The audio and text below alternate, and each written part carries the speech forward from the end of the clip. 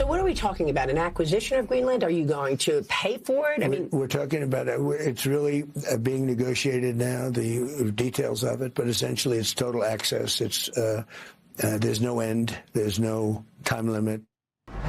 Alors, Trump qui essaie de dire, de préciser un peu ce qui s'est passé, son recul. Tom, je te vois sourire. Donc, il essaie de dire qu'il n'a pas perdu la face. C'est un peu ça qu'il tente de faire? En fait, c'est un peu ce qu'il essaie de nous convaincre, qu'il n'a pas perdu la face. Mais si on regarde ce qu'il a dit il y a 2 jours, pas il y a 2 semaines ou 2 mois, il y a 2 jours, aux États-Unis, quand il a parlé pendant 1h45, on veut la souveraineté totale, ce serait aux États-Unis. Il a mis sur ses médias sociaux une pancarte. Groenland fait partie des États-Unis depuis 2026. Je crois que Richard Latendresse a utilisé les mots à peu près les plus gentils qu'on peut. Il y a quelque chose qui ne marche pas entre les 2 oreilles de Donald. Je sais, ça fait longtemps qu'on affirme ça. Mais là, on a vu quelqu'un quasiment délirant. Il n'est pas capable de répondre à une question simple. Ah oui, c'est quoi? L'accès est total pour toujours. Hier, c'était la souveraineté. Hier soir, le premier ministre de Danemark, pas question que les Américains aient la moindre souveraineté sur Groenland. Aujourd'hui, c'est accès total à n'en plus finir. Hier, c'est qu'il avait droit aux minéraux sur Groenland. Aujourd'hui, c'est plus dans le tableau et tout est à négocier. C'est un bluffeur invétéré. C'est un gars qui raconte n'importe quoi et ça depuis toujours.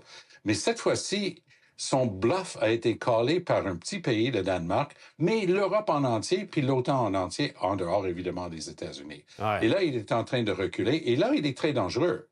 Parce qu'il y a rien qu'il peut pas faire. S'il sent que les gens sont en train de rire de lui, et les gens sont en train de rire de lui, là, il ne faut pas parier sur ce qu'il va faire après. Mais je vous fais un pari, moi. Attendez, au cours des prochaines heures, des prochains jours aux États-Unis, voir réapparaître cette caricature qui l'a tellement hérité. Taco. Le taco, là. Trump always chicken out. Autrement dit, une poule mouillée, il recule tout le temps. Là. Taco.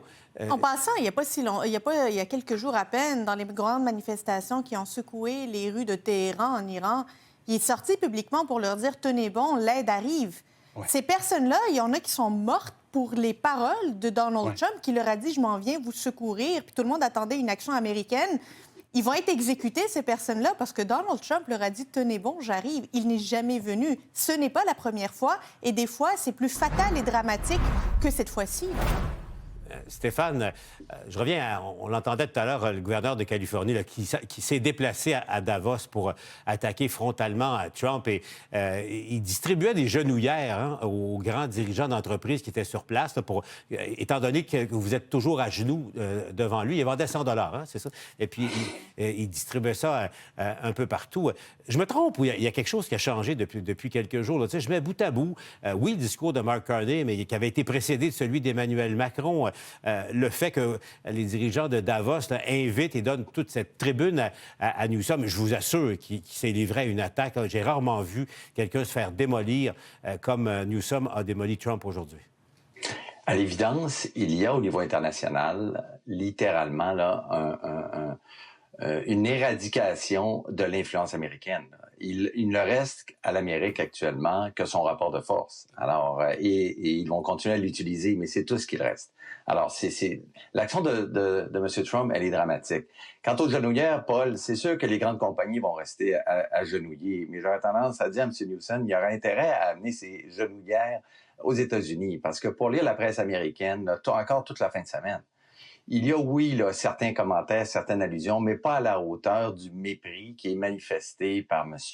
Trump au niveau international et de l'impact négatif qu'il a sur l'Amérique, sur les États-Unis à long terme.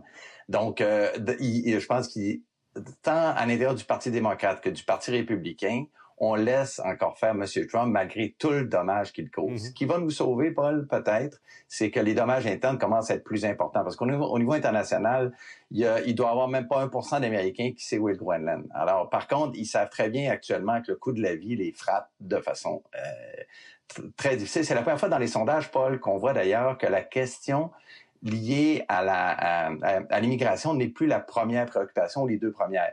C'est maintenant la hausse du niveau de vie, l'insécurité qu'il vit. Et M. Trump contribue actuellement à cette insécurité. Donc, souhaitons qu'il y ait un réveil, oui, au niveau international, mais qu'à l'interne, on voit des gens dans le Parti républicain comme dans le Parti démocrate se lever contre M. Trump.